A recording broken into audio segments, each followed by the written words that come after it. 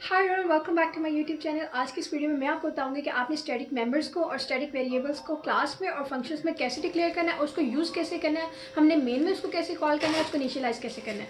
सो अब यहाँ पे तो मेरे पास यानी मैंने एक कॉर्ड स्टैटिक सा एक कॉर्ड लिखी है। अब यहाँ पे मैं क्या करती हूँ कि मैं इसको कहती हूँ कि एक फंक्शन है जिसका नाम है डिस्प्ले वॉइड डिस्प्ले। डिस्प्ले नाम का मैंने फंक्शन बनाया। इसको पता चल गया क्योंकि ये ब्रैकेट्स की वजह से ये एक फ़ंक्शन डिक्लेयर हो गया। अब मैंने कहा कि जो ये जो फंक्शन है, फंक्शन के अंदर मैंने कहा कि एक स्टैटिक नाम का वेरिएबल है, उसको मैंने डाटा टाइप दे दी इंट की। यानी मैंने कहा एक बॉक्स बनाओ जो एक स्टैटिक है, जो इसकी वैल्यू टेम्परेरी तौर पे वो रहे और वो बाद में भी चेंज हो सकती है। फिर मैंने उसको कहा कि लेकिन उसकी डाटा टाइप जो है वो इंटीजर होगी। उसको मैंने नाम दे दिया काउंटर का और उसको मैंने वैल्यू यहीं पर असाइन कर दी 0।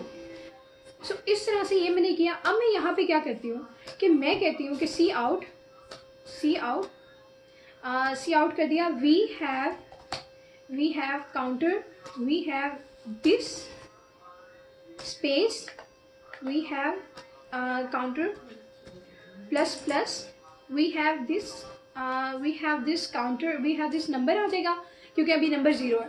We have this counter at the moment ये। अब यहाँ पे मैंने ये चीज़ कर दी। अब मैं इसको एंड लाइन कर देती हूँ।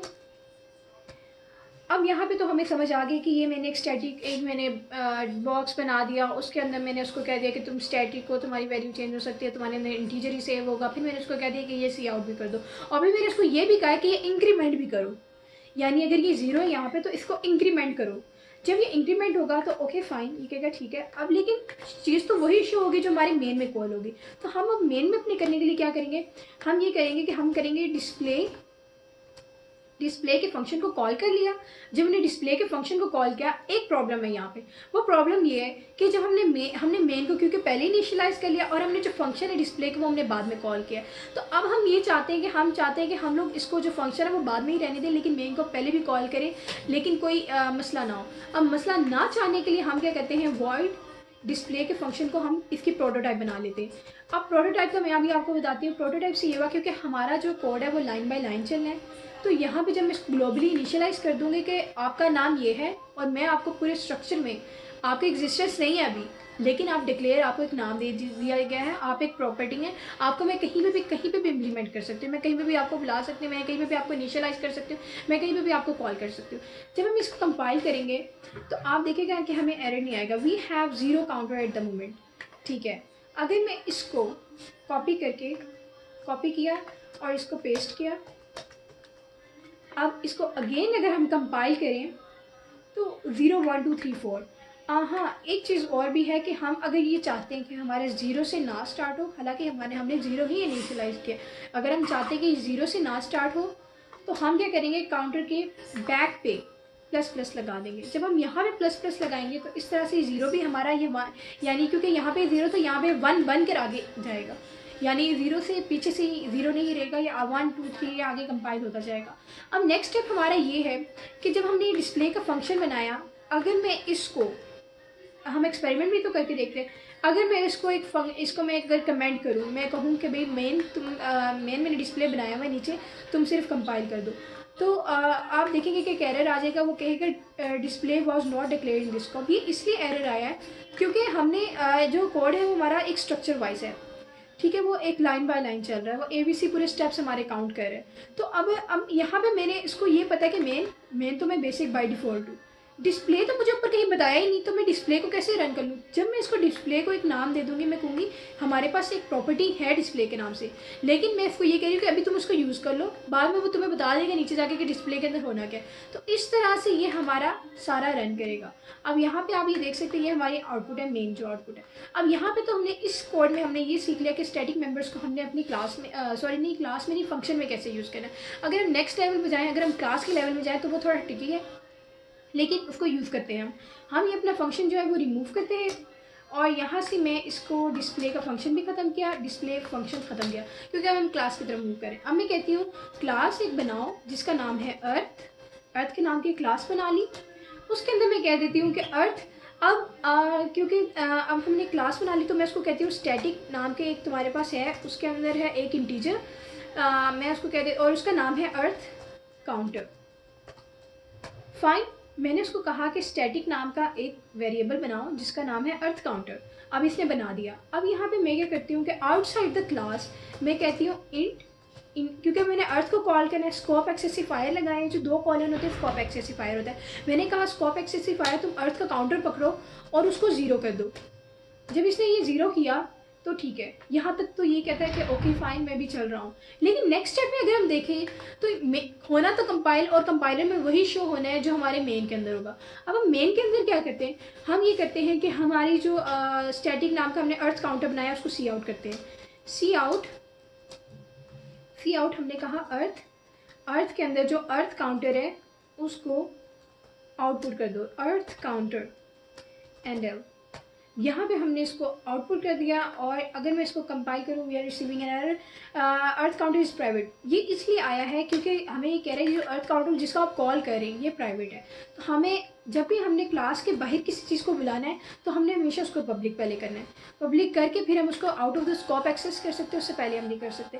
अगर आप यहाँ पे देखें तो हमें एक 0 एक आउटपुट आ रही है जिसका 0 है, क्योंकि हमने अभी तक यहाँ पे कोई इंक्रीमेंट नहीं लगाया लेकिन हमारा कोड रन हो रहा है। इससे ये बता रहा है कि अर्थ काउंटर के में करंटली जो चीज़ है वो 0 है। अब हमारा नेक्स्ट स्टेप क्या है कि हम थोड़ा सा इसको थोड़ा और मॉडर्न करते हैं अपने कोड को, थोड़ा और इसको स्पेसिफिकली मोर इसको एडवांटेजेस बनाते हैं। अब हम यहाँ पे मैं यहाँ पे क्या करूँगी, सबसे पहली चीज़ कि मैं यहाँ पे एक फंक्शन लाऊंगी वॉइड जिसका नाम होगा अर्थ टोटल। ठीक है, इसका यही नाम ठीक है, अर्थ टोटल के नाम का मैंने एक फंक्शन बनाया।